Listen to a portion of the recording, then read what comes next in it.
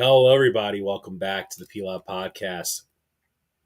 John here, joined once again by the main man himself, Michael Angelillo. Michael, we've been doing these midweek shows pretty much all season. I feel like kind of starting to wind down, with the recaps. And, I think next week is probably going to be our last midweek show to recap NFL because we're going to have playoffs and, you know, start talking more winter sports as well. But tonight we're going to wrap up the NFL and we'll talk about the Monday Night Football game this weekend when we do our show at our normal time. But yeah, man.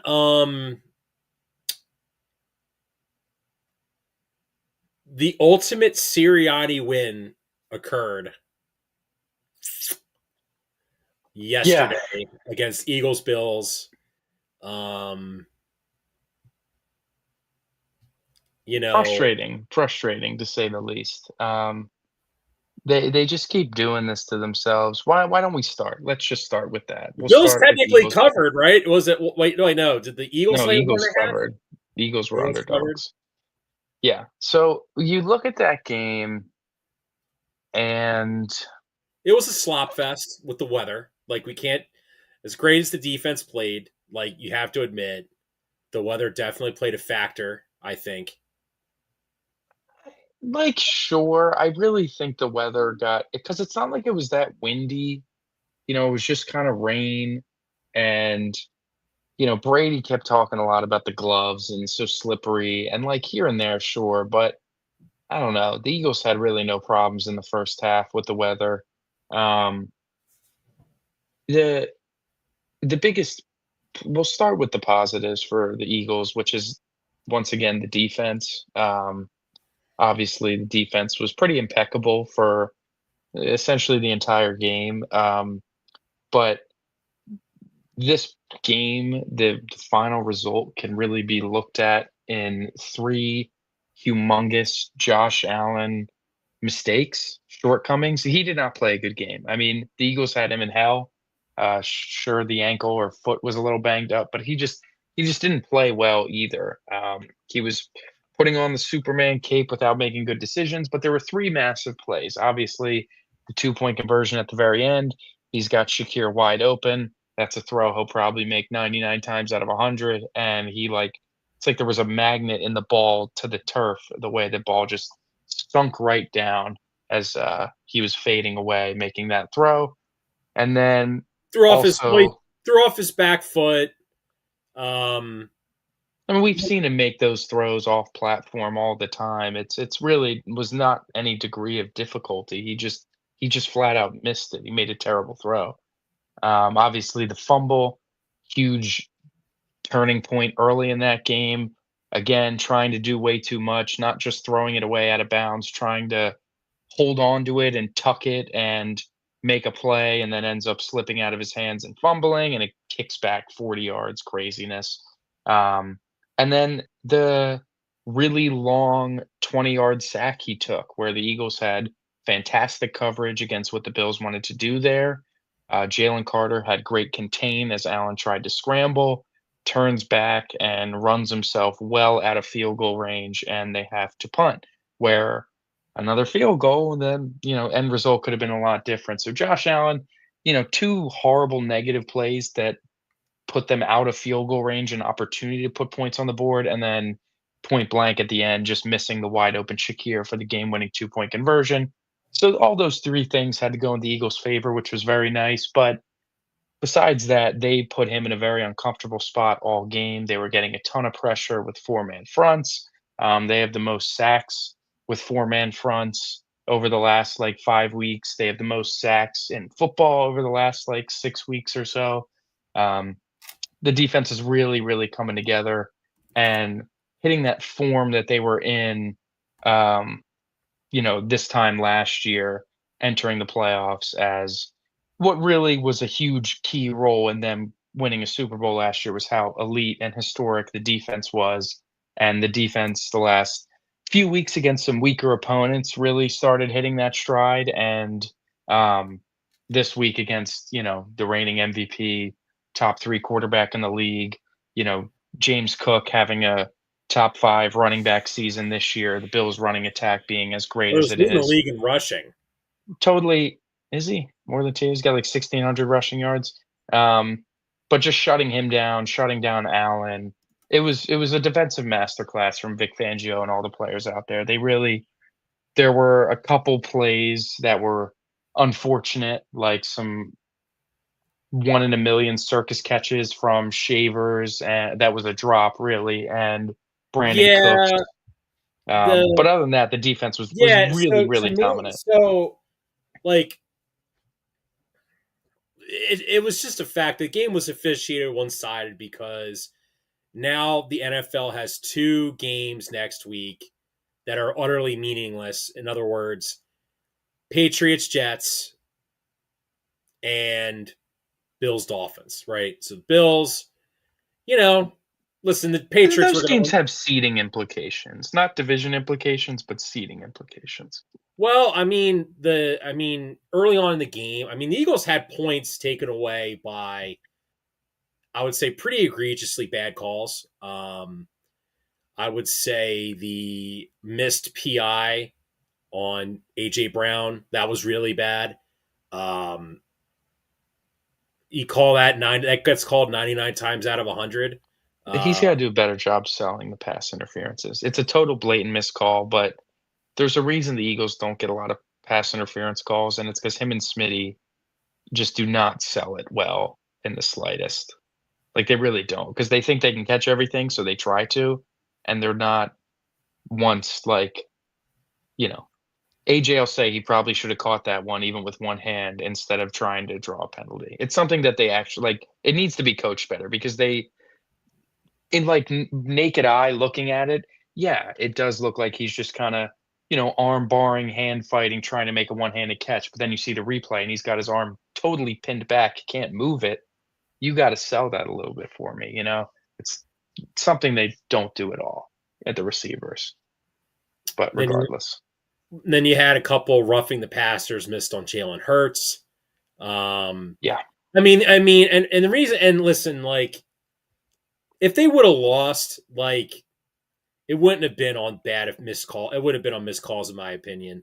But to me, it does feel like it is really embarrassing to me for the Bills, where you have a game like, listen, everyone complain about Mahomes winning these type of games. Michael, he won those games, right? The Chiefs would win those games. The Patriots would win these type of games.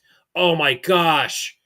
Oh my god, that roughing the passer on Tom Brady is egregious. The Jesse James touchdown call, blah blah. They would win those games, Michael. Like it is bad for to me it looks bad when you're at home, the opposing team is getting, like, you're basically getting handed free points and you're utterly failing to capitalize on those like missed calls.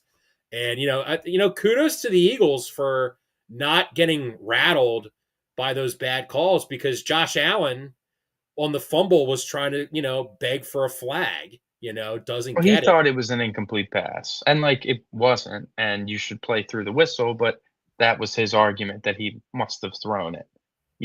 It's true. The officiating was absolutely slighted Buffalo's way, and all they had to do was just make the final throw, and it's like it all comes to a I head, think and it it's was, like those are honestly, how those Michael, I games think it go. was karma, because Little bit, man. It really it felt a was little it was karmic. 100% karma, because the Bills complained that, the tush push violates safety. They spam it with Josh Allen, which, look, kudos to them, man. If you're going to spam the tush push, Josh Allen's a pretty good quarterback to, spam it with. But to use player safety and not like, oh, we just don't want the Eagles to run it anymore. I can't, I hate to, we're digging this up, We're definitely beating a dead horse here. Like we but, we knew this is what it was but going to be. they ran it for the win, which, by the way, on the Dawson Knox touchdown that was called back, blatant OPI that was missed on that.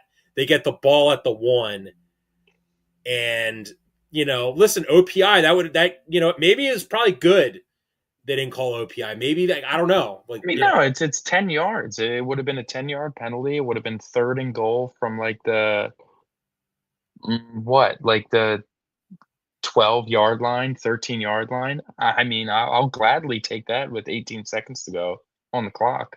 But you know, they ended up winning the game, and that's it's all that matters. The Eagles won. Happy day. We got to get to the bad, and the bad is what it's been all year. I mean, we thought that a leaf was kind of turning with them against a couple bad opponents. We thought, you know what, this is where you right your wrongs, you fix your mistakes, you get your process oh, is looking a lot sorry to better. interrupt you. Shout out special teams, by the way. Oh For the yeah, most, yeah. for the Braden most Mann, part, Braden yeah. Mann, Braden Jordan Mann was Davis, awesome. block extra point Jalen determined the Carter, you game. mean? Jalen Yeah, Carter, Jalen excuse me, Carter. it determined the game. Yeah, and then Jake making his kicks, one being a 47-yarder, was encouraging, very encouraging. But yeah, the offense once again, it's done what they've done a lot this season. You can think about it mostly in, I'll say, 3 other games besides this one, um, 2 of which they lost, 1 of which they've won. You think of the Tampa Bay Buccaneers game, the other game this season where Jalen Hurts did not complete a pass in the second half.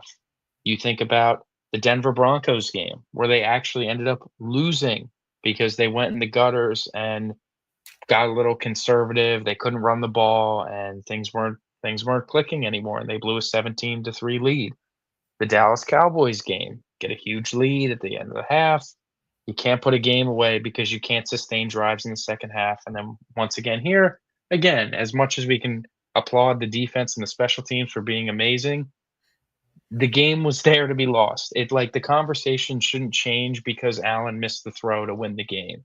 Like it was whether he makes the good throw and then they lose, or if he misses it like he did, the point still stands that they put themselves in a position to lose the game because they go in the turtle shell and they rely extremely and almost solely on Vic Fangio to just kind of finish the game out and bail them out. And it's frustrating because we watched the first half in worse conditions than what the second half was, and it was gross. And we watched the offense in the first half be a normal offense, be an effective offense, be an efficient offense. We watch play action bootlegs and Jalen throwing the ball downfield to open crossing routes to A.J. Brown, to Devontae Smith. We watch the running game generating good push and getting holes open for Saquon where he can gash them. We watch them get towards the goal line, come out in a heavy set and run a play action to hit a wide open Dallas Goedert for a touchdown. We watched all these things, and we watched Jalen make some great throws out of structure. And then you get to the second half, and it's okay, we're going to go heavy and run, but our run schemes are really bad, and the interior offensive line is a effing atrocity, and we can't block, and there's nowhere to run, and we get behind the sticks. And all of our passing concepts on 3rd and long in the second half are we just really don't want to turn the ball over. So hopefully, Jalen, just don't make a mistake. Drop back. If your one read isn't there, just kind of don't take a sack and throw it away. And that's fine, man, because our defense is playing so well. And that's what it was. Jalen threw 7 passes in the second half, one of which was a slant pattern that was not even open that Jalen probably should have hit Saquon in the backfield. And all the other ones there were 5 throwaways, 5 just blatant throw out of bounds, and 1 that went through Devontae Smith's hands. You give yourself that little opportunity, you're not going to move the ball. The game plan should not have changed when the half ended. It should have kept being the same thing. All you needed Yeah, was any sort of other points. well, you get conservative if you score 10 more points in the second half, you go up 23-0, then you got 10 minutes left in the fourth quarter. Then Sure, then then you can sure, then you make the Bills nickel and dime down the field to and you're waste killing clock. to kill clock, and then they'll go for on every fourth down because they need to. Then they score a touchdown, you recover the onside kick with 3 Game's minutes. over. Tanner goes in, kneels down, yay, huge win. Eagles played through the And the muck. vibes are completely different today. Yeah, exactly. Then it's like, wow, the Eagles had some calls go against them. It's like the first Rams game last year, where the Eagles probably should have hung like 55 on them then, but they had some egregious calls and they still just destroyed them regardless. Yeah, You absolutely. know? And this is what you get where the quarterback is begging you in his post-game pressers. He's been begging you all season. How many post-game press conferences in the Rams game, in the Broncos, all these games that he has to say, we just really need to maintain that aggression and maintain our aggressiveness throughout the entire game. He's been saying it for months. And what's so frustrating is that they're capable of doing it. They have the plays. It's not even like they don't have good plays and we think they're so stupid and they don't know football. They have them. They're just not calling them. They're not running their offense the same way once they get a lead against a good team. They get scared. They go in the turtle shell. And there's no reason for me to trust that they're just gonna snap out of it because it's week 17 and they're still doing it. If they had stopped doing it like we thought they did after the Commanders and the Raider games the last 2 weeks, and then they did it, they ran a normal game for 4 quarters against Buffalo, like you said, and won the game 23-8 or whatever, we'd be feeling great. We'd be like, "You know what?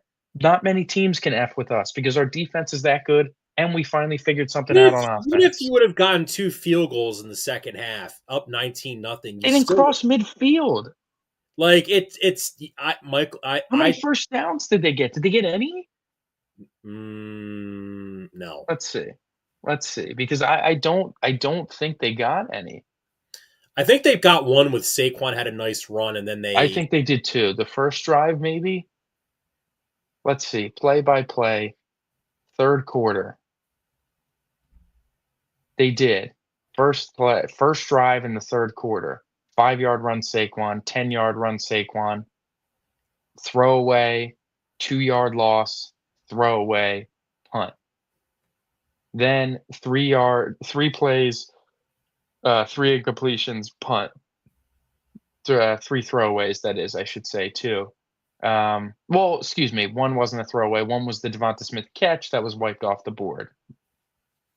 Next drive, 2-yard run to Jalen Hurts.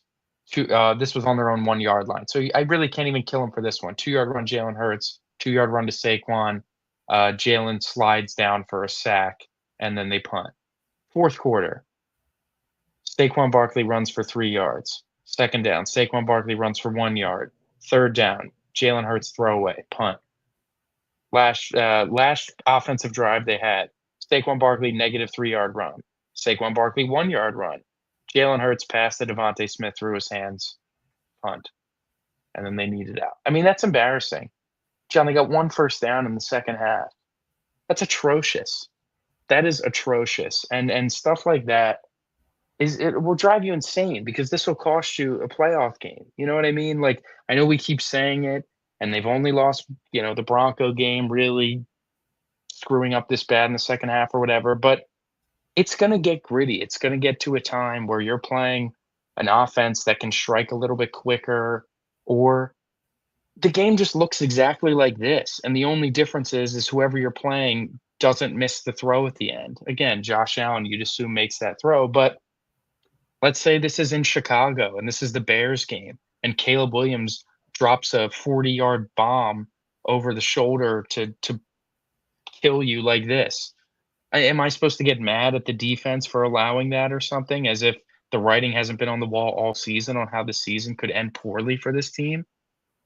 It's frustrating. It really, really is, because the potential is there to go on another run, and I just can't believe in it until I see it. And there was an opportunity to showcase it, and they didn't do it.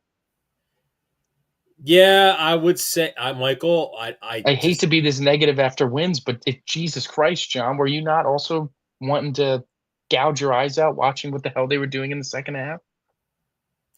yeah, I don't understand the fear of turning it over from the coaching staff from a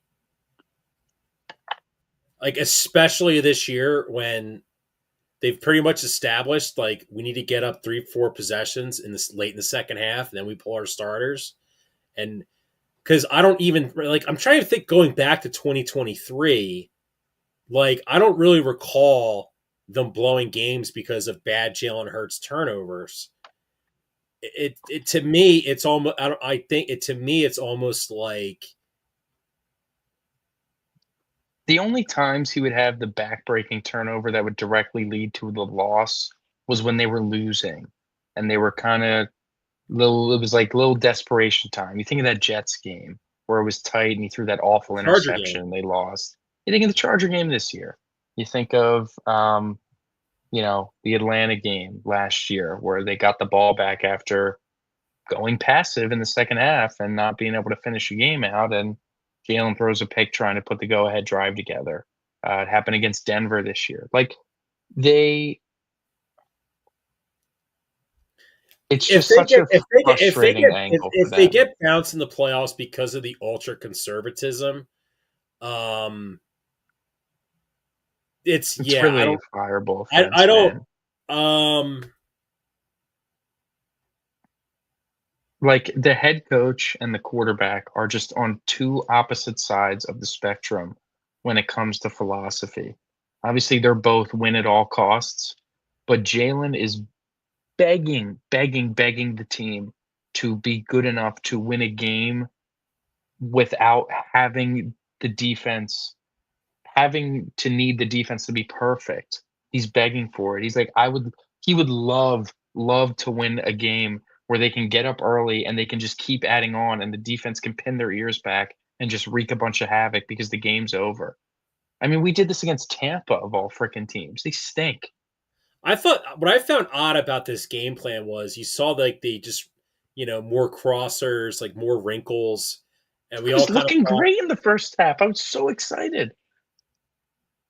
I mean, honestly, what's probably going to wind up happening is if this does cost them, especially the first round, then most likely Kevin Patullo is going. It's going to be a repeat of 2023, where it's going to be because listen, Howie Roseman, and I think to a certain extent Jeffrey Lurie, they've invested so many resources into this roster that it's almost like with the Eagles offense, Michael, it's like if you had a Lamborghini and you only drive it 40 miles an hour because you're afraid of chipping the paint. And what do? You fire well, I mean, this is You the fire the tricky part. coach. You literally sent me a tweet though since 2022 of like the Eagles record and like They win a lot of games, man. They've put together a really good product. They put together an incredible roster, but the and but the the coaching staff but has the I think players believing in themselves at least. the irony of this like conservative approach when you look at their winning is that they won their first Super Bowl by going pedal to the Balls to the metal. wall aggressive, yeah. Yeah, and then they won the last Super Bowl because you know then they tried to run, the Chiefs sold out, so they were just taking shots. It felt like nonstop I mean, they downfield. lost the Super Bowl a couple years ago because of this conservatism to an extent. Well, The punt on last night. 4th and 2, not running on 3rd and 2 before you punt on 4th and 2. That's really when the tush push was literally unstoppable, deciding not to push it twice on 3rd and 2. Like, it's just it is definitely a trend that got exasperated and grew exponentially after 2023, where Jalen threw a lot of interceptions despite not even playing that badly that season, and it puts you in this conflict where, yes, you're winning games, but it doesn't feel like they're learning from the mistakes. It felt like they I mean, if learned the some Colts things when fire they lost. Steichen, I'm just going to throw it out there right now. If the Colts just fire Steichen because, listen, Chris Ballard, we know, is Regardless, if the Colts fire Steichen, what's the proposition here? and the Eagles get bounced in the first round, then it's going to be like the most like obvious reunion possible. Yeah, I mean, I think he'd get a head coaching gig, and it would just happen to be If Are the Gannon, Eagles going to do it's that? the irony. Like even with Gannon to a certain point, Sirianni. If Vic Fangio retired after this year, Gannon gets fired. God forbid. Sirianni would want Gannon to come back. Howie Roseman wouldn't. I don't think so. I Howie think that Roseman bridge. wouldn't want him to come back because they basically, you I don't know, think Nick would want him back. I think Nick feels slighted by him. Definitely. I do. I think the way that snake shit that he pulled is not going to go over well. Um, Regardless of all that, if this team wants to go on a run and this team wants to win another Super Bowl, they just have to play a complete offensive game, and it's so frustrating because it's there. They know how to do it. Their offensive line was a disaster in the second half run blocking, but they weren't trying to run what was successful in the previous weeks. They weren't running duo. They weren't running with their double teams. The offensive line looks confused every play. Jeff Stoutland needs to start getting some blame as the run game coordinator because we're now almost past how many times are guys just getting beat because they're old or hurt or whatever? And now it's guys don't seem to know what they're doing. Two guys are trying to go block one guy, but not in a double team because it's in a way if someone's doing the wrong thing. Guys are left unblocked because they think the other guy's getting them. That's like play side, strong side defensive tackles where they're running to are getting unblocked because the two guys around them are going to block other guys. And it's like we're on week 17 with this all world they offensive line. Why is this happening? they really, even though he's kind of he's a shell of himself, they really do miss Lane. Like Fred Johnson, I not wouldn't call him a shell. I'd well. call Landon Dickerson a shell of himself or Cam Jurgens a Well, shell of himself. Landon Dickerson, I think, just did not prepare himself. I think maybe for the season like he probably should have, which happens He a had to lot. get well, when did he get surgery? August or Like whatever? mid August. Like, that's horrible. Cam Jurgens literally looks like a shell of himself, and I think Tyler Steen wouldn't look so bad if he was stuck between Jurgens and Fred Johnson, to be honest with you. I think Steen's been the best of the 3 this year, and I don't even know if it's been close, the way of how bad the other 2 I have mean, been. geez, Michael. I mean, I don't know. Like Jalen Carter still prepared himself for the season despite his injuries. His shoulders were just dead. He sits, takes a week, like a month off. He came back yesterday.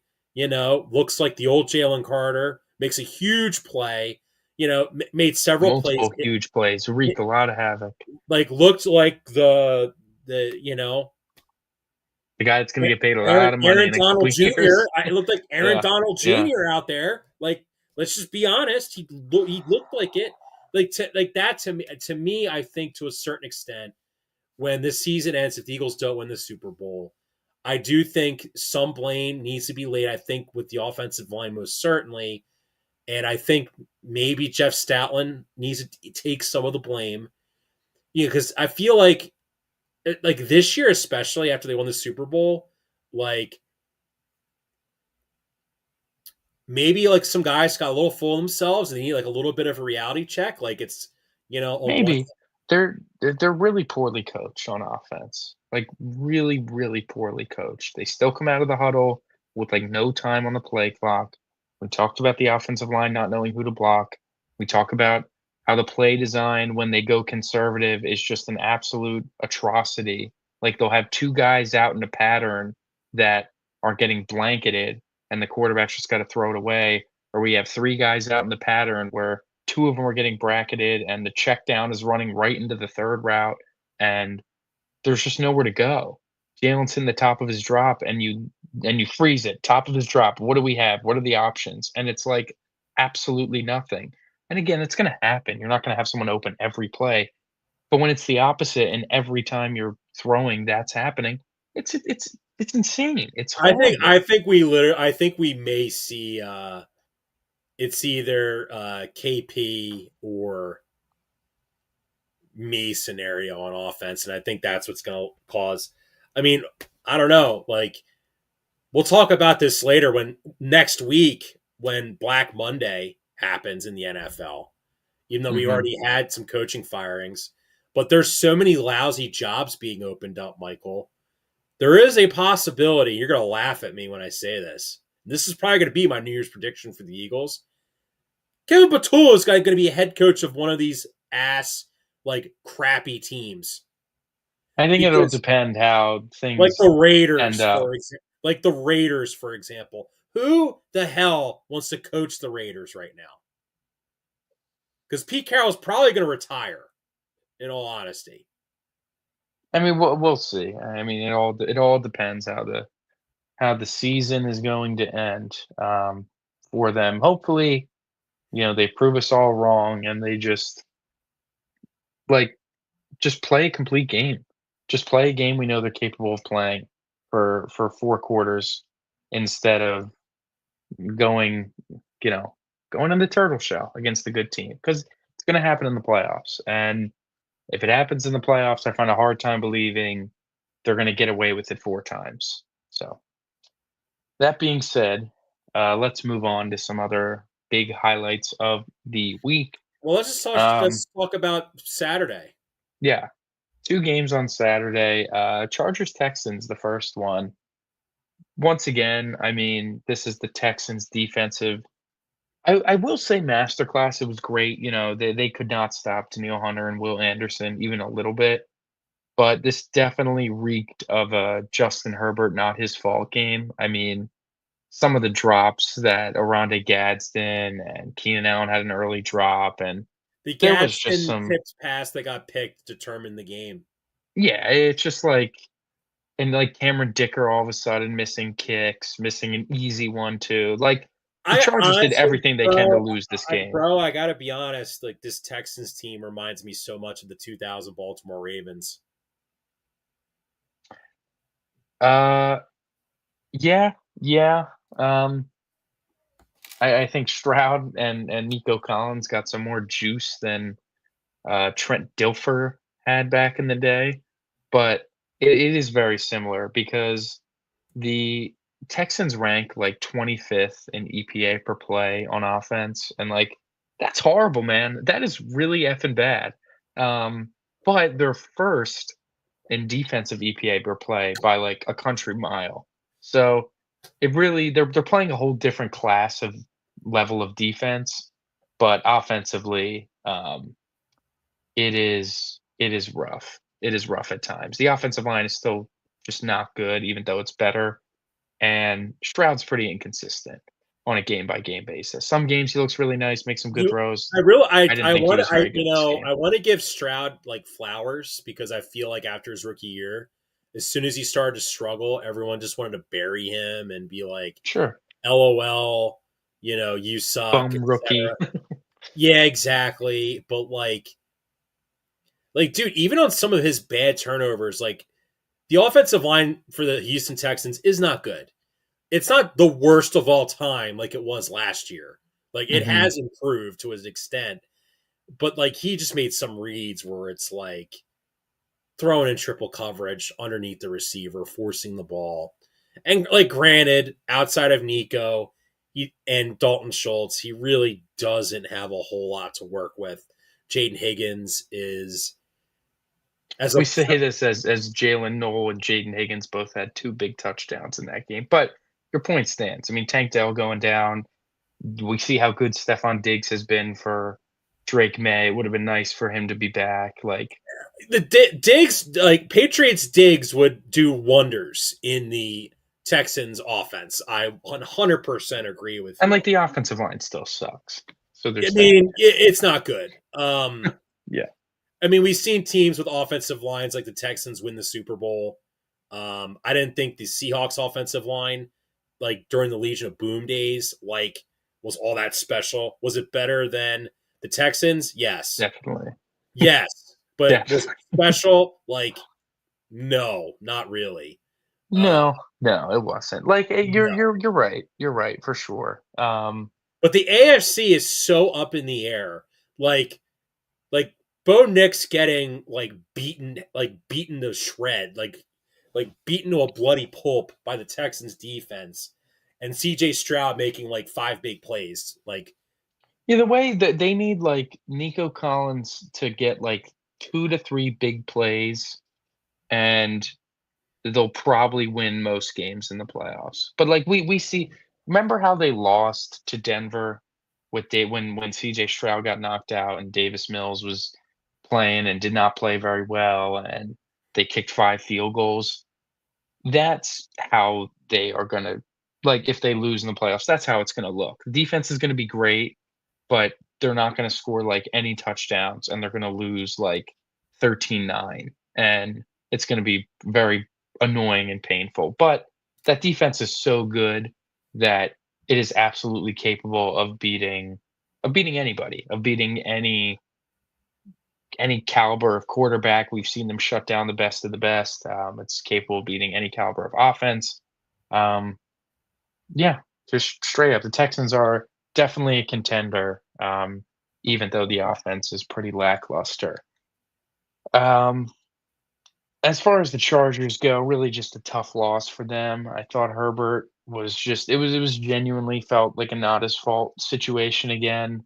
Um, but a tough loss for them, and they're gonna sit him next week as probably for the best. It's most important that he gets healthy. He's been dealing with bumps and bruises and broken hands all season long, so he definitely could use some time to heal. But the Chargers, I just don't see them at all going on a run. They're like, you know, there's a lot of teams in the playoffs that are very good on defense, and their offense struggles, and their defense isn't as good as the top flight ones, and the offensive line is just so bad that, like, Herbert would have to be it's just like a total bailout situation if they're gonna find a way to win, and I Yeah, just it don't really think that's does happening. feel like the Texans are like, sorry, that excuse me, the Texans.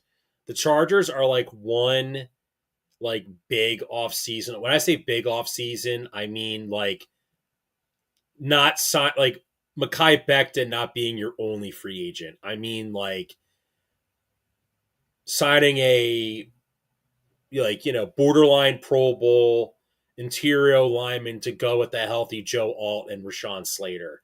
I That's mean, another thing. They need a better stroke of health luck too. Like that would have um, if those 2 adding tackles were healthy, what would the Chargers look like? pr- probably better on 1 seed? offense. 1 Their seed, defense is maybe? pretty good. Like, It's really good. It's really good. It might be the 1 seed, genuinely. right. Like, I don't know, like going out in the off season like the Bears did, and like offensive line. We're just gonna load up on the offensive line.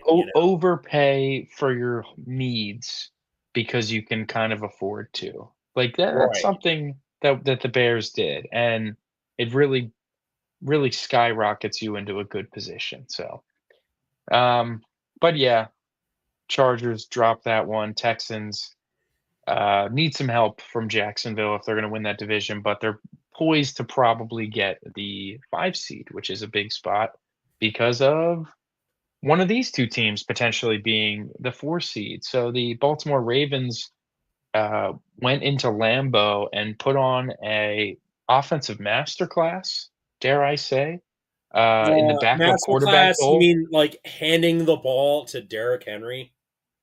Well, it's all really took, especially coming off the game where he doesn't get any touches after the 12-minute mark in the fourth quarter, and they overcorrect and give him 36 carries, and he runs for 216 yards and 4 touchdowns. So seems like, especially without Lamar, or if Lamar's not 100%, you have a decent operation on how you can succeed, and that's just leaning on Henry. And they took advantage of what is a pretty piss poor Packers defense without Micah Parsons.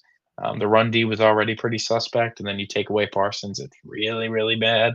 So they took advantage of a banged up, terrible defense while um, Malik Willis was matching them for the most part, and then he gets knocked out of the game, and all hope was lost after one pass Clayton Tune throws gets intercepted. But really the biggest takeaway from this, honestly, is the Ravens giving themselves a shot next week. The Packers defense making everyone think they have no chance to win in a playoff game. But I also, what do you think about Malik Willis, man? He's a free agent next year. Do you think that he deserves a shot to be a starter in, say, Indianapolis or Miami? One of those 2 teams that could probably use a quarterback and, you know, if they keep their head coaches, could definitely take advantage of, I think, of a very favorable athletic skill set that Malik Willis possesses, because what Matt LaFleur's been able to do with him is really impressive. He looked awesome, frankly, against Baltimore. He was slinging the ball all over the place, accurate, great velocity. His legs opened up a whole new avenue for them.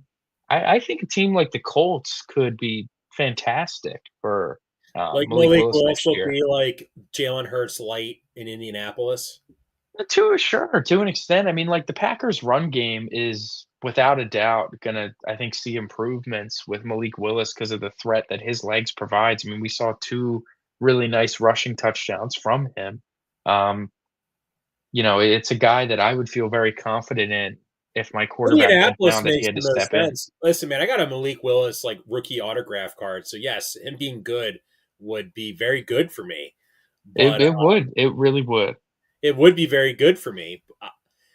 Mike, I gotta be honest, and I feel like this is kind of a boomer take. Back at like when I first started watching football, when you had like a good quality backup and that guy was available, that guy would be highly coveted by other teams to bring in to be a potential starter Mhm. versus going into the draft and drafting a quarterback early because of the uncertainty aspect of it, right? Sure. But because of the rookie pay scale, like uh, like the Colts make the most sense because they don't have a first round pick. And like honestly, I have no earthly clue right now who's the third best quarterback in this draft class behind Mendoza and Dante Moore. And if you're just going to draft somebody who's the third best quarterback and you need that guy to start, like that like never works. No, it's not ideal. And, like, you think about 2 guys that were given opportunities to start this year that were much maligned, Justin Fields and Daniel Jones are who I'm talking about. I think Malik Willis has done more in the last 2 years as the Packers' backup playing for banged up Jordan Love than what Daniel Definitely Justin Jones Fields. I mean, what Daniel Jones showed last year, what in God's name did Daniel Jones show last year that actually made us believe that he could be a competent starter? It wasn't this, and definitely more than Justin Fields. And both those guys got cracks at being the starter. And Jones worked out for the Colts. Obviously, Fields didn't work out. So I think Malik Willis absolutely deserves a shot to be a starter. If I was a Packer fan, I'd really want to keep him as a backup, but I think he might get an opportunity. So shout out Malik Willis, man. I agree. Get Packers. to Sunday. By the way, the Packers, since they added the seventh seed, the Packers have been if they didn't have the seventh seed, Michael, the Packers would have missed the playoffs the last 4 years in a row. Crazy to think about because they've made noise, you know? Obviously not last year against the Eagles, but they went on a run. They beat Dallas Well, in 2023. Hence why Lafleur's name is like whispered about as, ooh, could they move on from Matt Lafleur? Like at this stage, the fact that this head coaching crop that's coming up is so bad that Kevin Patullo, like Tom Brady, almost said on the broadcast last night, like, oh, God, Jalen Hurts is being so protective of the football. He's coached that. I love it. Blah blah blah blah. You know what, Tom? Go hire Patullo to be Dude, your head coach, then, Tom. Tom was so complimentary of the throwaways in the second half. It was driving me nuts. Like he Good. loves Jalen, Hire and that's Patullo great. from us then. Go ahead, Tom. Like, come He on, loves bro. Jalen, and that's Not awesome. to But he talk about yesterday, but like, point being is, if you're the Packers, you need to seriously think if you want to fire LaFleur, who do you have besides Kubiak that you could hire to Yeah, I replace think him? the Packers would be if you look at this season and you think that Matt LaFleur is why they're where they're at right now, I think you'd be sorely mistaken. one, it's been the defense. Two, the defense is also ravaged with injuries. Like, I know it's very hard to just, like, be like, "Oh, relax, things will turn up," but, like, relax, because things will turn up. If the Packers were healthy, everyone forgets they were everyone's top Super Bowl pick Well, in the early bro, fall. when I think of like good like Packer defenses, they had guys like Clay Matthews, Charles Woodson, um, Mike A Hughes, AJ Hawk and Jair Alexander. Like DJ this, Raji, like this Packer defense is literally it's Micah Julius and like Peppers, Micah and Xavier McKinney, and not and guys they didn't draft by the way. oh, no, all these guys are acquired. Edgerrin You Cooper know, is pretty good, but, like, Rashawn Gary is a complete scrub. Carrington Valentine or whatever is also a complete scrub. Like, it's ugly out there, besides those couple guys. So, yeah, they need some improvements on the D, but listen, they're gonna make the playoffs, they're gonna be the 7th seed. We'd be foolish if we didn't think that, say, a Bears-Packers 2-7 matchup wouldn't be, like, a total toss-up. Like, we'd be crazy not to think that, you know? All could that you history, all that imagine? voodoo. Could you imagine if Packers go in there and win. They were pretty damn close to doing it a couple weeks ago. Needed a miracle, basically. But let's move to Sunday. yes? The there's some slop that like, I'm legit, like, do we need to even speak anything about the Cardinals Bengals? Like, Sorry, no, I right? have the Rams game pulled up. 7-0 Falcons. Bijan I dropped. do too. I have it on here. Bijan caught a little drag route in the corner of the end zone. After a team's traded punts, Falcons drove down and scored. But yeah, I don't think there's any need to talk about Bengals Cardinals. So why don't we just proceed as Well, upstanding citizens? I mean, shout out Trey I mean, McBride. but yeah, sure, for beating Zach Ertz's record, I don't care. I mean, He bro, just erased Ertz from the history books. I don't know, bro. What is this? Like, by the way, shout out Chase Brown. If you somehow conned your team league mate to pick him up, he probably just won you fantasy for the last 2 weeks. In all honesty, Yeah. Anyways, the Steelers played the Browns in what was a classic AFC North slugfest. oh, is that what we're calling this? Yeah, slugfest, slopfest.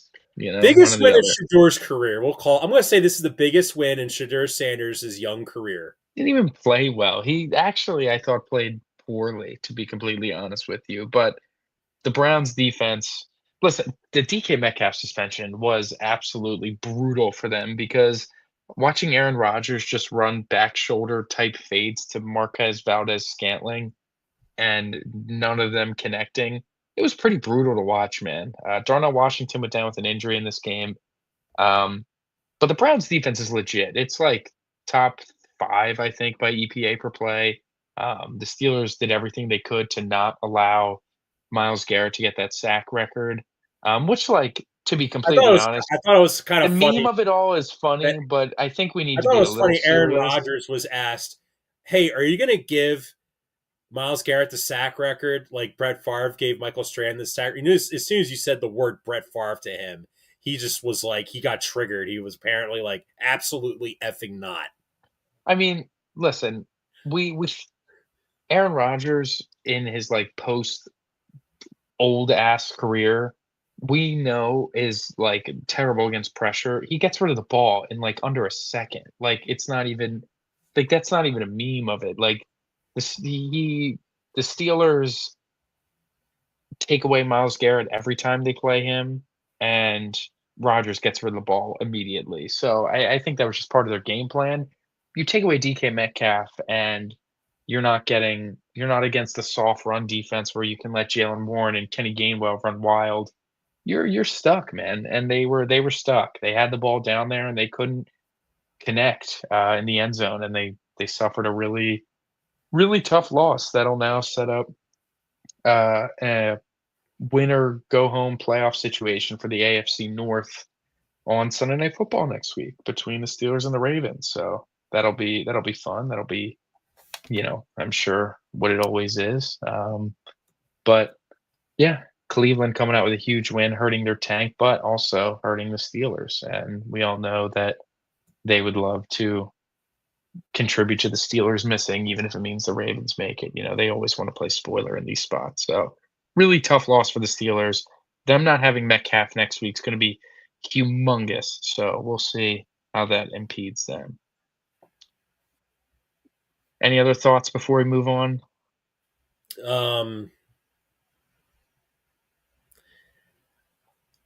I just think that I've been like a Shador supporter, so because I felt bad for what happened to him and like the conspiracy and the collusion. Um, it would be effed up if the Browns like drafted Dante Moore and then we're like, nah, we're just moving on from Shador after Mhm. this year. Because like you look at like the best Browns wins, like he's always there. I know he didn't play well, but hey, man, he if you're like if you have a rookie quarterback, like this is like the Browns version of like beating like his first. It's like Jalen's first Cowboys win, or like Jalen's first Giants win. Listen, You know, it's a huge win. and listen, the Absolutely. Steelers are a shadow of them former selves in terms of like relevance, but like, come on, bro, you're the Browns, you know. So Yeah. anyway, moving on. Next game, we'll talk about this for like a hot minute. Bro, Audric Saints Estime Titans. led the Saints and led this game in rushing. Former Eagle Audric Estime. That's Yeah. how banged up the Saints were entering this game.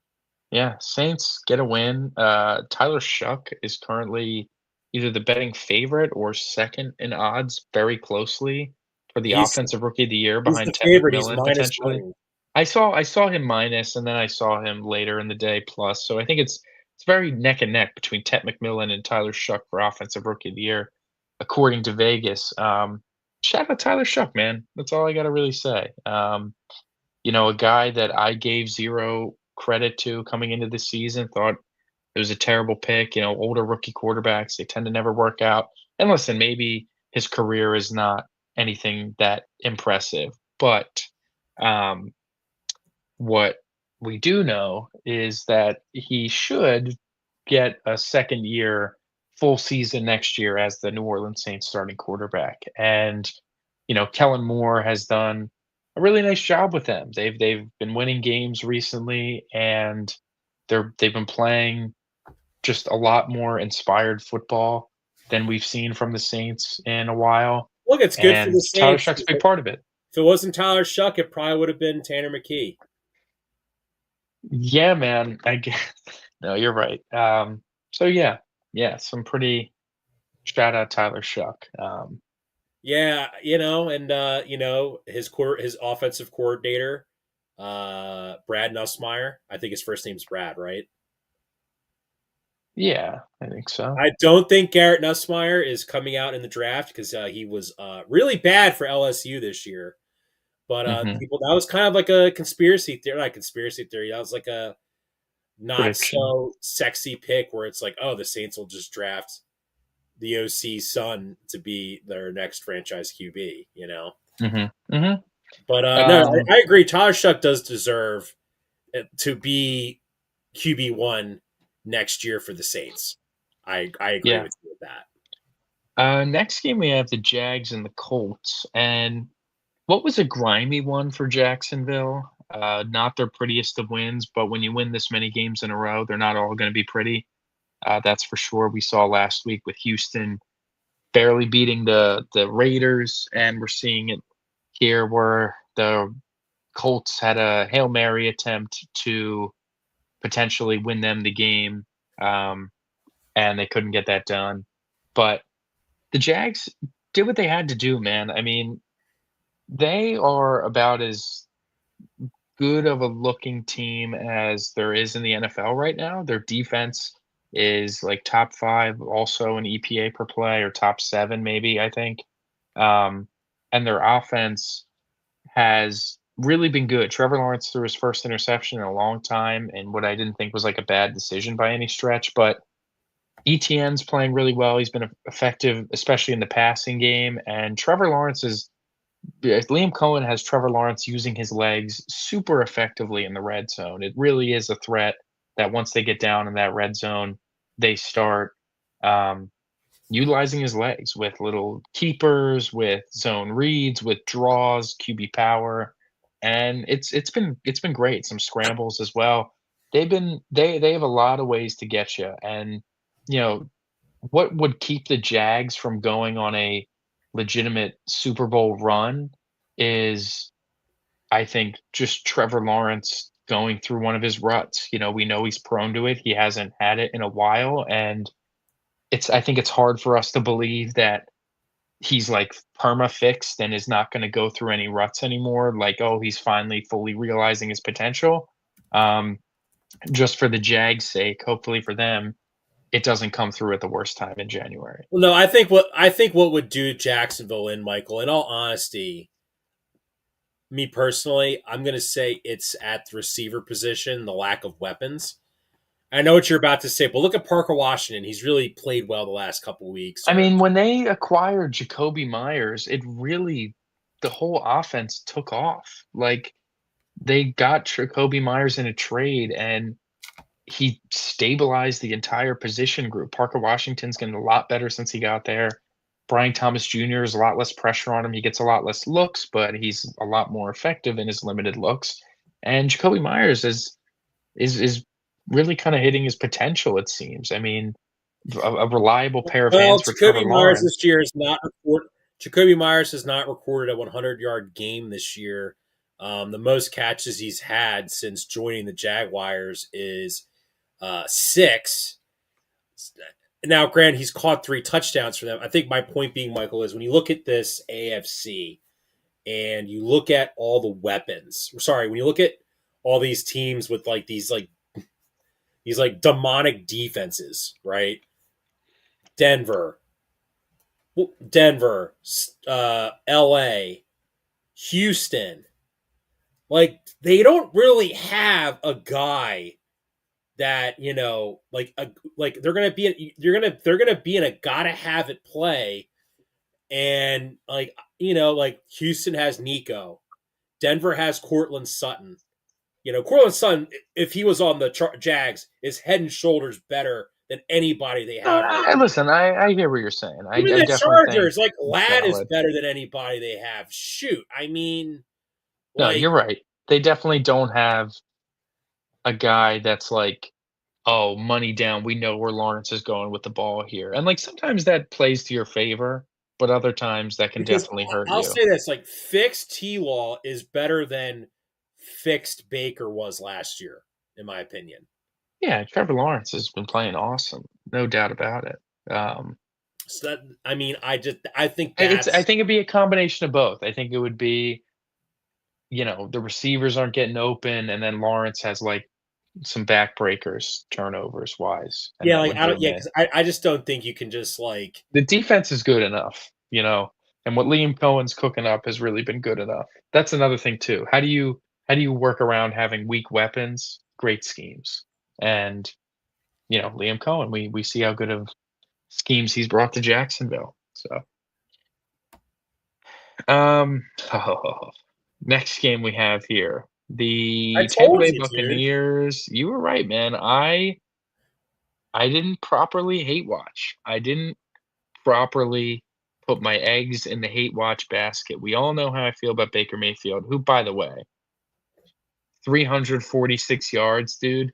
My ass. He had 250 before that last like 90 plus yard drive down 2 possessions to make this a respectable score. The fact of the matter is that he sucks. He has sucked for months now and is the number one reason why the Buccaneers are like in a win or go home situation against the Panthers, really.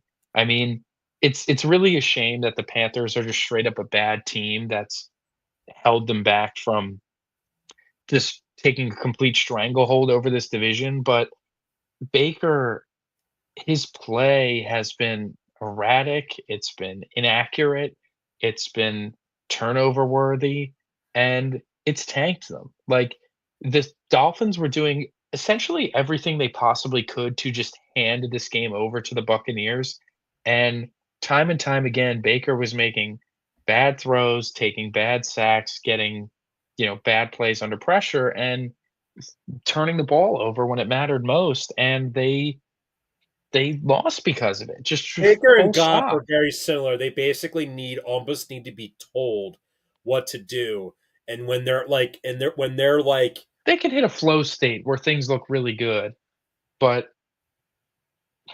things start getting a little hairy. because The I think the OC for the Bucks is Josh Grizzard. I think he's had a rough first year, a lot of injuries, and like, listen, dude, like Josh Grizzard, like, bro, when you're coaching Matthew Stafford, like, working under Sean McVay, like, you got a pretty easy job, I think, right? Now you're on the Bucks with, Todd Bowles, who Todd Bowles is probably going to get fired. He he is not definitely taking should get any fired. accountability for what's happening. Yeah, yeah, yeah, absolutely. It's a mess down there in Tampa, to be completely honest with you, because you're looking at a guy like Baker, and you can't be serious if you think that he's like an answer to actually win meaningful games in this league. And you have an aging core of receivers with, Igbokwe in there, which is nice, but, like, Mike Evans and Chris Godwin are Evans is very close to retirement, you can feel, and Godwin, physically, the injuries, Godwin he's like needs one another more year to injury get away. healthy, and he'll He's be like one more injury away from retirement, though, so yeah. it's not great, the situation, and the defense isn't all that great either. They're really not that good. Like, top to bottom, they've just been taking advantage of what a slop division the NFC South has been, and it's fooled people into thinking that they're serious, when the truth is that they're anything but. Um, but ultimately, they're gonna play on Saturday against the Panthers, likely with a chance to go to the playoffs and host either the Rams, Seahawks, or 49ers, depending on how the rest of the playoffs shakes out, which the way this game's looking so far, I'm suddenly worried about a potential Eagles-Rams first round matchup that I don't want to happen. So, um, but anyways, next game we have on the docket to talk about, very briefly, as I'm seeing what it is.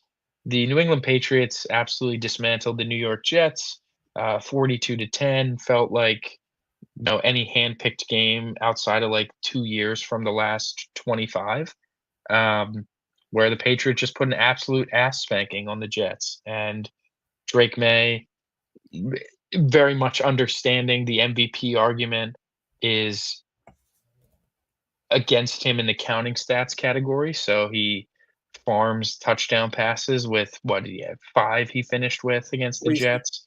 Well, I mean, he was 9 for 9 at one He was point. 11 for 11 at the half with like 4 touchdowns or whatever. So he was very good. And yeah, that's pretty much it. I mean, the Jets are about as bad of a franchise ever. Yeah, it's funny to me, like this, like Drake May, like this second year, like basically, like challenging rookie year with like a bad coach and like really bad roster. They made improvements. Gosh, dude.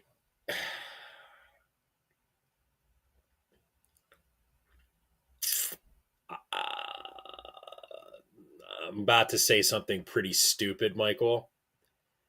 Kind of reminds me a little bit of like when like Peyton Manning like first started emerging, a guy like that, like or like I'm like Tom Brady even like wasn't this good the way Drake May's been his second year. Like it to me, it's like He's Drake he's May's he's very probably going to be a top.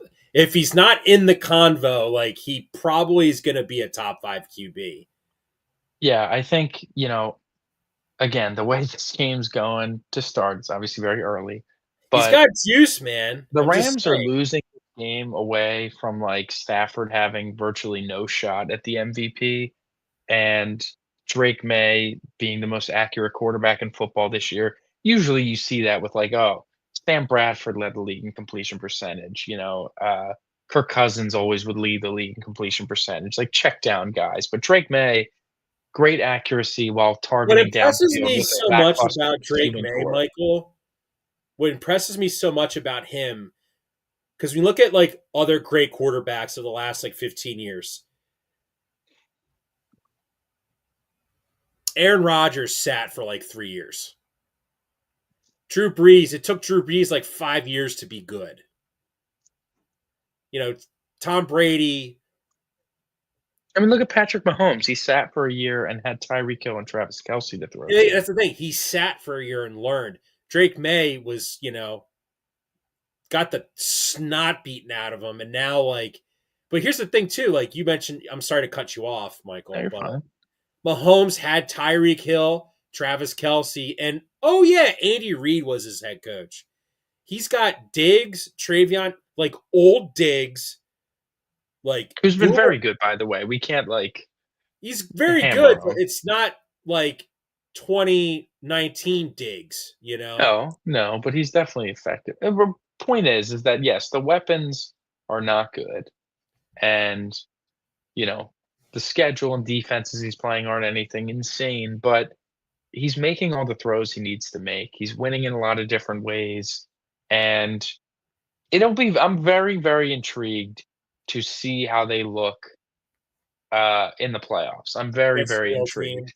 Yeah, 'cause it just not even like, "Oh, here's frauds, frauds." I'm not gonna throw the label and call the Patriots I think they frauds. can It's win their first playoff game, but I think they're going to lose in the conference championship game to a team that maybe has more playoff experience than them. it's just a matter of what Drake May's gonna look like in a playoff environment, and what a Patriots team that isn't super talented is gonna look like in a playoff environment against another playoff team. Like, depending on how things shake out, the AFC can shake out a lot of different ways, but the way, Herbert not playing, things are shaping up to have,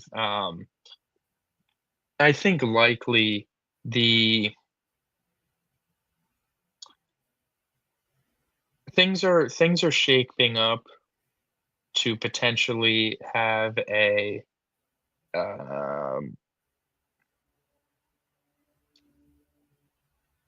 we'll call it, it's looking that we might have a Patriots-Chargers first-round playoff matchup, and that'll be extremely intriguing with the Chargers' great defense, but the offense being a little lackluster, 2 very highly, yeah, acclaimed quarterbacks in that game. I think that's the path we're heading down, is a 2-7 Patriots-Chargers first round. So, it'll be interesting to see how it all plays out, but yeah, Drake May is definitely the future of that franchise. Next game we have here, Seattle Seahawks, Carolina Panthers.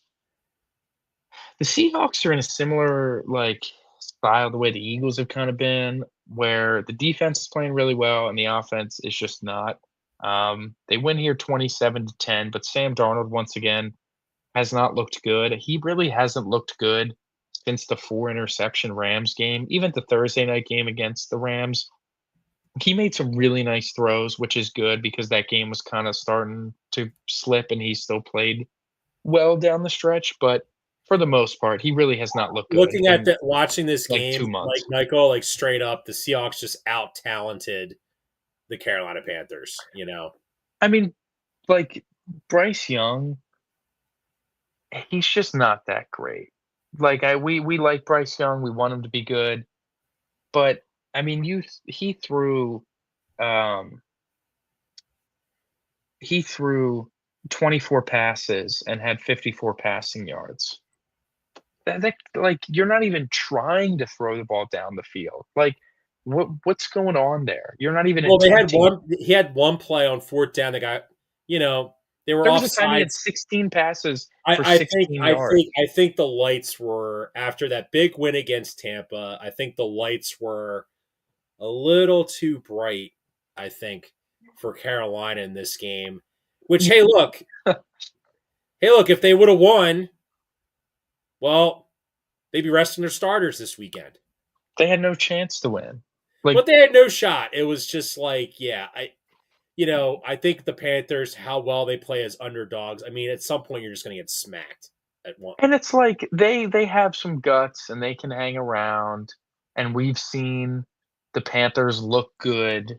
We've seen Bryce Young play well, but you just can't you're not a serious solution at quarterback if any given week you can throw 24 times and only have 54 passing yards on the day. Well, His average air yard per target was 1.1 yards. You know how insane that is?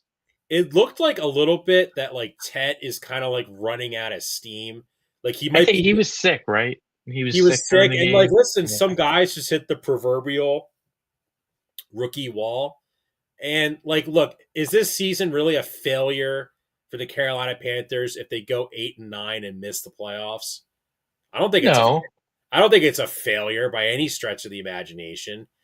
I I think just as a Panther fan, I'd be a little disappointed I mean that yeah, you yeah, beat the Rams and Packers and the rest of your division blows and you're not well, Tampa's you're definitely not not making the trending in playoffs. the right direction. But now, like New Orleans with Kellen Moore looks to be like competent to a certain extent. Yeah. There's a playoff scenario that I wasn't aware of until, like, this morning, that as I'm watching the Falcons lead the Rams here 7-0 in the second quarter, if the Falcons win their last 2 games, which are against the Rams if they pull off the upset, and then next week against the New Orleans Saints, that puts them at 8-9 and would eliminate the Tampa Bay Buccaneers. Like, full stop, would eliminate the Buccaneers because if the Bucks win against the Panthers, the Bucks and Panthers are both 8-9, and the Falcons would be 8-9, and the three-way tiebreaker breaks in favor of the Panthers. The Panthers win that three-way tiebreaker and win the division. Whereas if it's a two-way tiebreaker between the Panthers and the Buccaneers, the Panthers win it. Or excuse me, the Buccaneers win it. So if all three teams are 8-9, the Panthers are making it. If the Panthers beat the Buccaneers, the Panthers are making it. But if the Falcons drop one of their last two games and the Buccaneers win, then Tampa gets in. So Tampa needs some help. I didn't even realize that if they win, they don't get in. They also need some help. That's what losing to the Dolphins did for them, is opened up the door for a three-way tie for them to choke the division away. So, Losing to very Quinn funny Ewers. thing there. Losing to Yeah. Quinn How about Ewers. it, man? How about Speaking it? of slop, come on, man. Giants Raiders, like your best player, you're the Raiders, your best player's posting basketball videos, which isn't a little weird. Max Crosby has like sponsorships in his basketball gym he has in his house. I did see that. That was a little That's a little weird. peculiar. It's a little odd. I That's all. guess That's they set it that's all up. I got for this game. Well, for the game itself. One last thing, Michael, and then we'll move on. We already talked Eagles Bills to death. What do you think about the report? This is kind of like kind of a big deal.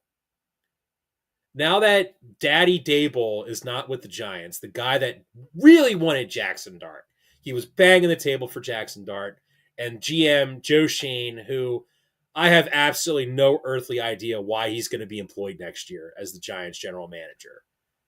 I have no clue. Says that they're looking, according to Ian Rappaport, they are looking at every position in the draft, including quarterback. Michael, you've brought up the term fireball offense today. Don't you think it's a fireball offense for the Giants to draft yet another quarterback, despite the fact they already have a quarterback already on the roster that has shown promise? This is why I agree with you, and I would fire the general manager, because I'm of the mentality that just because you draft a quarterback doesn't mean you need to be married to them if it doesn't work out. And the biggest example of this Josh Rosen. is Josh Rosen getting drafted by the Cardinals in 2018. The following year, they end up with the first overall pick, and there goes Kyler Murray, who they draft, and for better reason. Kyler Murray had Kyler Murray's like a way better quarterback than say Josh what we want, Rosen. like yeah, they made the playoffs. It's been success is a tough term to use at all times, but like it was definitely a success to draft Kyler Murray, as opposed to had they had stuck with, Josh Rosen, that is. So, I'm not, like, anti the Giants if they think that Fernando Mendoza, say well, they probably won't even get the number 1 pick, and the Raiders will probably draft Mendoza, but if the Giants have an opportunity to draft either Mendoza or Dante Moore, and they're evaluating it, and they think in their heart of hearts that Fernando Mendoza or Dante Moore or whoever is a better prospect and better for the future than Jackson Dart. I'm not going to be the one to be, oh, this is just malpractice, whatever, whatever, whatever. Yeah, it's not ideal. Yeah, it's not the best feeling in the world, I'm sure. But until it blows up in your face and both quarterbacks suck, I'm not going to rip it completely. But to your point, I think this is why it makes sense to fire Joe Shane and just kind of start over. Bring in a new GM and make them the decision maker. Where it's like, okay, this is my team I'm running now. How do I feel about Jackson Dart? I wouldn't make my hiring decision on, hey, prospective GM, do you think Jackson Dart's the future? If the answer is no, get the hell out of here. I'm going to hire who I think's the best GM. And if they don't think Jackson Dart's the future and want to draft a quarterback, by all means, man, go for it. Draft a quarterback.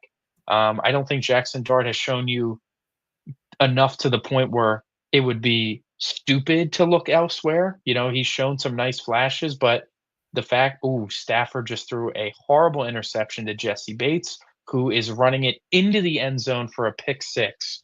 Wow, wow, wow. Falcons up 2 possessions, going up 14 nothing with an extra point. How about it? This is not good for us. Um, Regardless of that, I don't think Jackson Dart has shown you enough to think that he is like undraftable or like undraftable to draft to somebody else. We saw that since Brian Dable was fired, his effectiveness went down a lot. And, part of that is because Brian Dable was throwing him to the wolves and telling him to, do whatever it takes, and he's putting his body on the line and is brutal. And part of Meg Kafka's ideology has been, hey man, you're the most important player on the team. Why don't you take care of your body a little bit more? And that's led to some pretty poor results. Obviously, he looked good against the Raiders trying to Uh, lose, but listen, I'm not going to sit here and he's not polished enough as a passer to not he's a run rookie. around. I Like know he that's is. That's sort of I get it.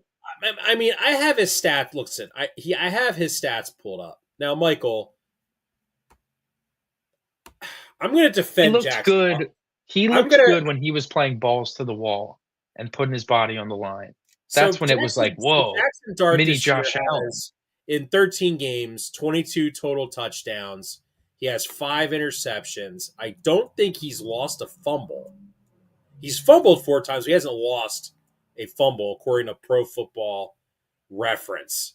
Mhm, I'm just triple checking that right now. mhm. Um, let's see here. Fumbles. Yeah. He is not. He's got he has 5 turnovers on the season. And may I just say this, Michael? Their best player on offense is Malik Neighbors. He got hurt very early on this year, right? IHOP made a commercial where people are giving him crap for like rooting their fantasy team this year, right? You saw that. You saw that I commercial. did see that. You see that Yes. commercial? Are we really gonna be like, gah, God, I don't know if Jackson Dart's the future. When he's throwing to Wandale Robinson and Isaiah Hodgins and Darius Slayton. And Theo Johnson. Oh my Theo, like Michael, like it's kind of it All literally right, would yeah, I didn't mean to. it I would didn't mean to set off the. it would be like organizational malpractice. That would be like if in like '99 the Eagles decided with Donovan McNabb like came in the last 5-6 games and played well, and then Andy Reid's like, you know what? Maybe we should draft another quarterback because I don't know if Donovan's the future, and now you're going to create this problem. I do think it was a little bit different, little bit.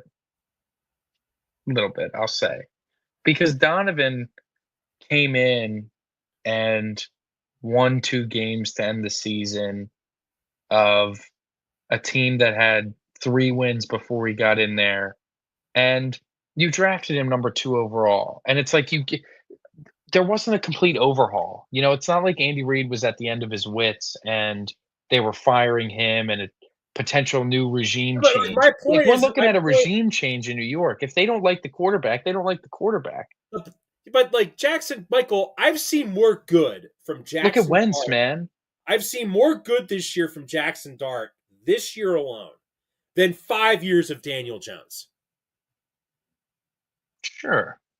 Which I know is Listen, not saying much, but my point, no, because go no, ahead, go ahead. my point is, like, if you go and draft Dante Moore, and now you wasted 2 first-round picks in a row on quarterbacks, when Josh Rosen, his rookie year, legitimately looked like he could not play NFL football. And that was further vindicated when he got traded to the Dolphins and could not play. He is now a student at the Wharton School of Business, Michael.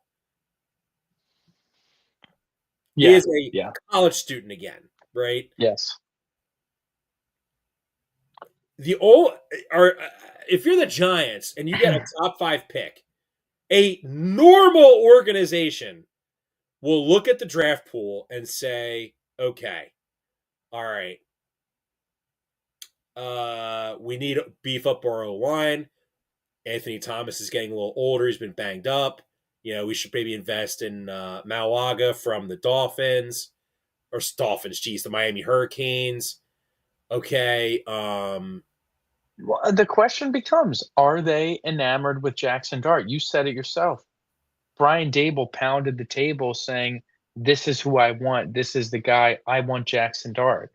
If he really bullied his way into taking Jackson Dart and the GM wasn't in love with that pick, sure, the door's the open. GM is on camera acting like an a-hole to Saquon Barkley. Like, my point is that Joe Shane, They're Ozzie Newsome, dysfunctional, man. He is not. No, they're dysfunctional, absolutely. But if he's going to be the guy in charge still, um, wow, nice throw. I'm saying, if the Giants, like, here's the thing. This is another thing to think about. Jackson Dart's on a rookie deal. That means you're saving boatloads of cash for salary cap wise. You can go out and make more improvements.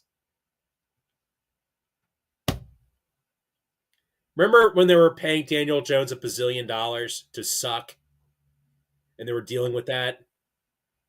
It just blows my mind that, like, Joe How Shane would rather cut his nose to spite his face. how good of a quarterback prospect would there have to be where you would find it acceptable to draft over while you have Jackson Dart? Like, right now, can I go No, I'm back? not going to say pick a quarterback in this draft, but it's like who's the worst level of quarterback where you'd say I can't miss this prospect. I'm taking him over Jackson Dart over recent memory. Is it Trevor Lawrence like that heralded it? Is it Justin Herbert? Is it Tua? Like Like who is it? Herbo. Is it Jaden Daniels? Is it like how good of a prospect does it have to be where you'd say, you know what, can't miss it. I don't care about Jackson Dart. The lowest level.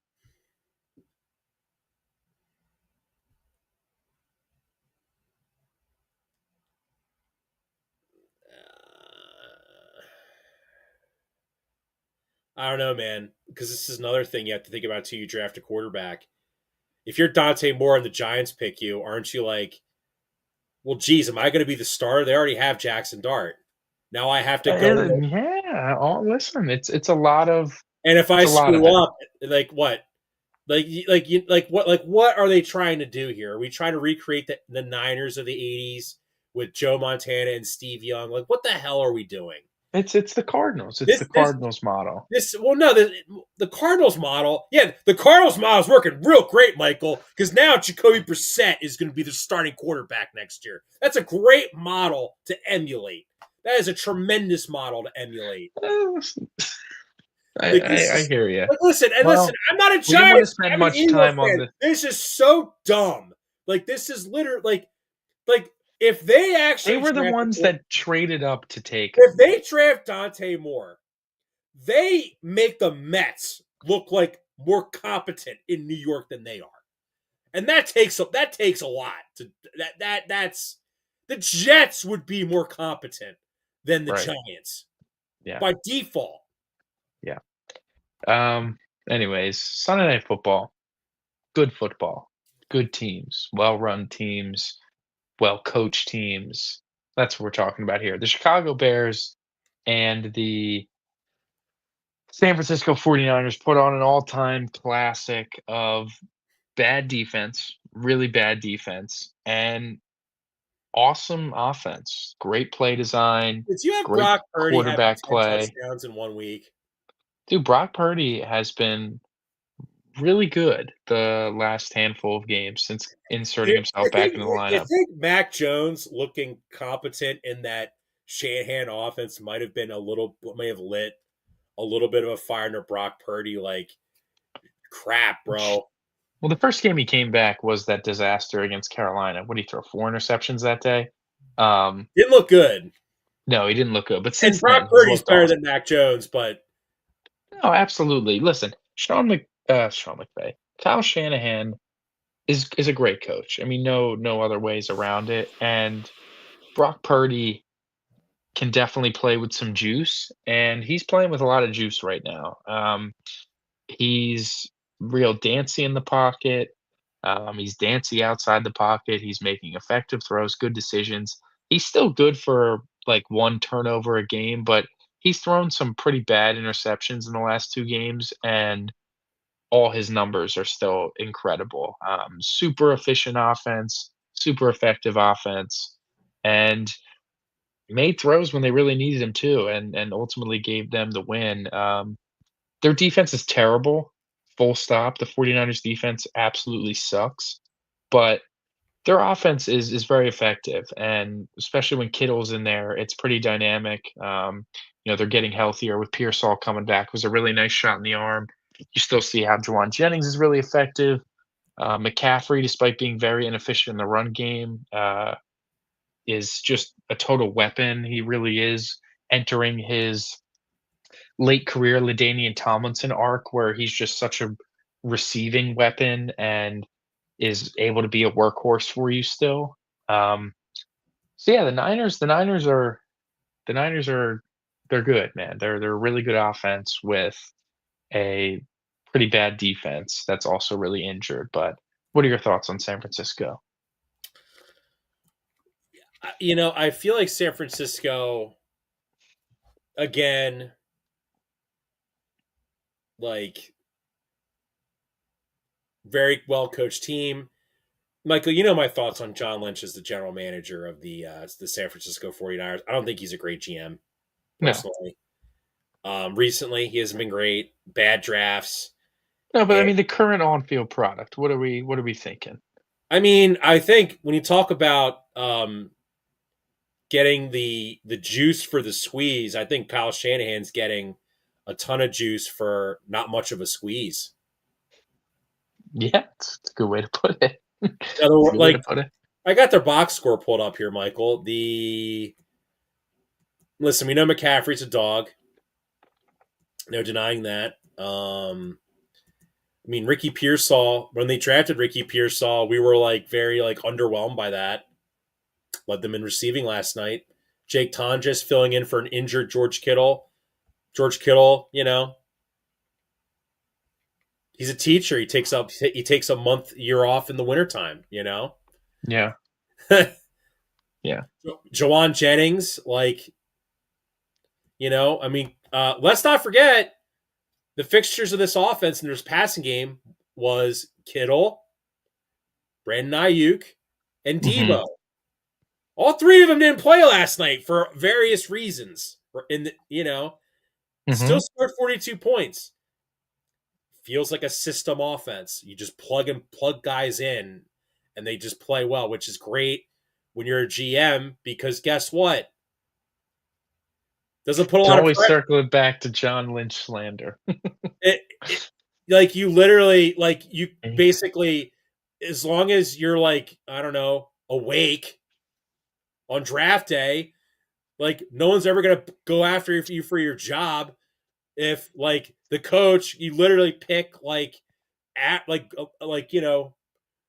semi-athletic guys to go into that offense and they're just gonna produce. Yeah. No, for sure. Can you It's. imagine if like Justin Jefferson played on the Niners, how horrible that would be I mean, listen, we for the saw NFL? when Ayuk was actually like in there and carrying and good, how good that was, and when Debo was Maybe Ayuk's peak of just not his good, and he's just athleticism. a product of this system for all we know. Well, I guess we don't know. But I mean, Debo's looked good in Washington, so like we know Debo was very good in there. But yeah, the defense though is not great, but the offense is definitely clicking in a way where they are a win away from getting the 1 seed in the NFC, which feels impossible. I feel like all year we and everyone else talking about football counted out the 49ers just because of the injuries. Bosa and Fred Warner went down. Purdy was banged up all year, and we're like, I mean, they have no chance. Like, even though Mac Jones is playing well and they're winning some games, they're not serious. They're not going to win a damn thing. And, Purdy comes back and they start really clicking in the defense while playing really ass last night, um, has shown that it's not like the word like it's very bad, but the offense has been able to keep up for it that I'm just shocked they have an opportunity for the 1 seed. And they're the way this is going, they're gonna finish first or second in their division as long as this score holds. So yeah, pretty crazy stuff there. They'll play Seattle Saturday night. Very excited for that one that we will pick later in the week. That is. The Bears, Chicago Bears, how about it? Caleb Williams, I thought played awesome. I thought he was tremendous. Throws all over the field. Was mostly like very accurate.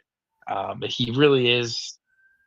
He feels very like just such a special talent. The way he's able to throw a ball rolling to his left with like crazy velocity and accuracy. Just not a lot of guys that can do that on a consistent basis, and he definitely can. Um, The Bears, they just feel like they just don't have enough. Obviously, their defense is not good. They're It's similar to the definitely bad. Patriots. I feel like they have great coach, great Yeah. quarterback They have an play, awesome foundation. They got some not more weapons on not enough offense. firepower, I think, to really make noise in the playoffs. Because listen, we say this every year, Michael, is people complain. I had some guy on Twitter send me some very angry tweets. He's like, as I said, the NFL is successful because it has parity because you have all these new teams. He's like, he's like, you're an effing idiot. It's always Chiefs, Eagles at the end of the year. And I'm like, well, yeah, because they have the best rosters or they have the best coaches, you know? Mhm. Got a lot of brand new teams in the playoffs coming up, Michael. The NFL Mhm. last year looks way different now compared to this year, right? Yeah. Yeah, absolutely. But the Well, Bears, they like Swift had some really nice runs, but like Monungai kinda looked useless. again, They rookie wall. they could use, like, they need a special talent at running back. Like, we talk about who's gonna draft Jeremiah Love. I could see the Bears putting together a trade package to go up and take Jeremiah Love. Totally. I mean, we saw them, we saw Detroit take Jahmyr Gibbs pretty I high had up in the this. I draft. had this theory. I talked about it with some of my work friends about Jeremiah Mhm. Love. I said, "Man, after watching like the Pop Tarts Bowl, I said, do you think if Jeremiah Love like hung like 200 yards and three tutties on like BYU in that game, just hypothetically speaking, wouldn't that improve his draft stock as opposed to like stay the same or potentially hurt it?" Yeah. I mean, it wasn't his call that Notre Dame Like didn't play Ashton in the game. Jeanty being the only good player on Boise State against Penn State in the playoff last year, that helped his draft stock, not hurt it. People weren't going like, "Ugh, Jeanty only had 100 yards and a touchdown against Penn State." Like, no, people were like, "Oh, he could probably do that in No. the NFL." No, for sure. But I mean, that's not Jeremiah Love's call. That's Notre Dame sitting out. It's not. That's my point, but I do feel like, Listen, I don't know how high he's gonna end up going, but I do think the Bears would dude, be I literally read interested. like I read like these mock drafts like every other day. Like everyone puts he's consistent. He's the only guy that I've seen that is consistently like a top three prospect in everyone's like big board. Like Stafford everyone, just threw another pick. I don't know if it's gonna get called back from pass interference, but I think it is. But he did throw another interception. Regardless, no, I hear you. But we saw the Bears get aggressive. Oh, Stafford, is he walking off the field? Offensive pass interference? Wow. Falcons, another interception from Matthew Stafford. Not looking good for the MVP case. Pass interference offense, penalty declined. How about it? Let's see. so Sam Darnold winning an OT broke the Rams. It definitely feels like they got very demoralized. That was an incredible catch. Very demoralized after the loss to Seattle, that's for sure. Regardless, the Bears, I want to shout out Colston Loveland because that's a guy that you and myself too, to an extent, were like, you trade up to take a tight end and you don't take Tyler Warren, and Tyler Warren was looking so good early in the season, but Colston Loveland has proven that he just feels like he's going to be a guy for the next how many ever years in Hey, Chicago. well, Like, Colston Loveland did like squadola the first like 5 or 6 weeks of the year. Let's pull up his game log. oh, there goes Bijan in the open field, off to the races. It doesn't even look like he's fully sprinting, and he is in for a, what is that, like an 88 yard or, oh my goodness, Can you not say this to me as I'm not in my 90 championship? 93-yard rushing touchdown for Bijan Robinson. Wow, wow, wow. Unbelievable play there. That was very impressive. Anyways, um, dude, Jesus. Colson Loveland, he was not very involved early in the offense, but as the season has gone on, he's seen his role improved and or increase, and his hands are awesome. He had a brutal drop on last night, but he was great. Luther Burden was great, who also had a brutal drop. Both those guys had awesome games, but one brutal drop each that kind of hurt that final drive. But the Bears got a great foundation. I think they need an awesome running back and to build out some of that defense, and they can be legitimate contenders very, very soon. If they're not already, man, their defense is not good, and it makes you think they're not going to be serious enough. But that offense is definitely scary. Yeah. So, what do we want to do here? Do we want to wrap up, or do we want to, or like, do we want to save the playoff scenario chatter for the weekend? I feel like that could be We'll save better. it for the weekend. So All right, let's wrap up here. our show we're gonna do, yeah. So if you want to wrap up the Saturday. show, if you want to wrap up the show this way, do you want to pull up our previous year predictions, because it will be, this is technically going to be the last show of 2025. Oh, yes, yes, yes. So me and you talked about this on Christmas Day, but sure, let's pull up our New Year's bold predictions for 2025 and evaluate how we did here. So we'll start off with the hockey team. I said the Philadelphia Flyers will trade no one, do nothing of note, waste time. Now, this is during the season, and I meant this at the trade deadline. I was wrong, flat out. They traded Scott Lawton, they got a first round pick, shout out, and they didn't. I was just pretty bitter about the Flyers. You were correct in your prediction of Matvei Michkov not winning the Calder and it being due to John Tortorella's lack of minutes. And how about it? That's what happened. And you also doubled down and said Tortorella will not be coaching the Flyers next season.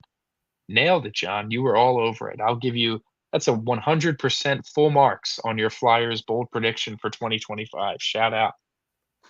Nice job there. The Sixers ones were very unserious as they were really bad, but they were playing briefly well by the time this was going down. They went through that stretch of looking like, okay, maybe everything can come together. I said hard fought second round battle and perhaps they win. And obviously they didn't even sniff the playoffs. They finished with a top 3 pick in the NBA draft. So that did not happen. And you said they acquired Jimmy Butler in the I was offseason. being kind of unserious because the team was Yes, it so. was very unserious, and neither of those things happened, nor did we probably actually Well, listen, expect the those things to Sixers last happen. year were unserious, so I don't really. Yeah. Phillies, Phillies, Phillies, Phillies. Phillies. I Sad. said 2 top 5 Cy Young finishers, one of which being Sanchez and my Cy Young winner being Zach Wheeler. I thought he'd finally get over the hump. Sanchez pick looked pretty good. Sanchez was right in there. He absolutely finished top 5. Wheeler, you know what? I'm gonna look up. Did Zach Wheeler finish 5th? Because if he did, I would love to pat myself on the back. Obviously, Paul Skeens won unanimously. Pretty disgusting. Wheeler finished 9th. But Jesus Luzardo finished 7th, and I can sit here and argue that had some BABIP luck not gone against him, he absolutely would have been more deserving than Nick if he didn't Pivetta have like the and Freddie worst, Peralta. if he didn't have like the worst June in like Philly pitcher history that screwed up his stats so bad. Yeah, so I wasn't right there, but my heart was in the right place. My other part of the bold prediction was that they make it back to the NLCS. That didn't happen, and that's all we need to say about that. Um,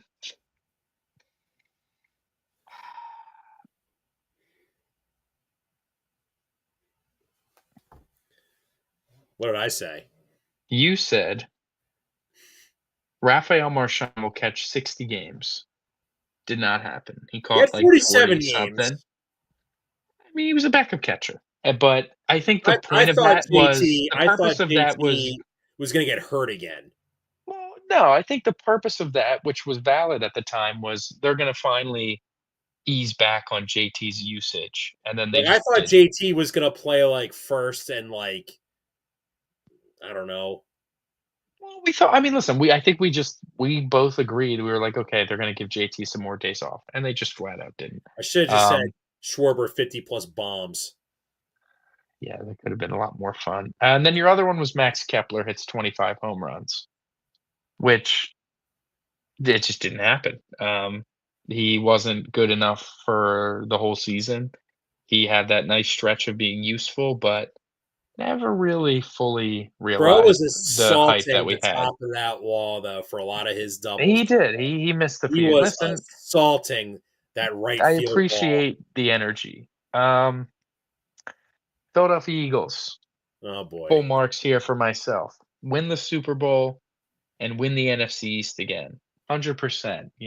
It was bold because obviously the Super Bowl, I had done it previously and they lost it. So I think we were all a little nervined, but They did get the job done this time, shout out, and then they followed up by winning the division again, which hadn't happened in 25 years or 20 years or whatever. So, nah, that's bold, man, and that cashed. You split. Um, Obviously, this was at the time where we had some free agents and whatever. You said they're gonna re-sign Zach Bond, which maybe wasn't super bold, but there was definitely general The concern. Wow, Eagle. the Rams just took a sack with 30 seconds left on, like, their side of the field, but not super deep in their own territory, and they just let the clock run out. All 3 timeouts. What?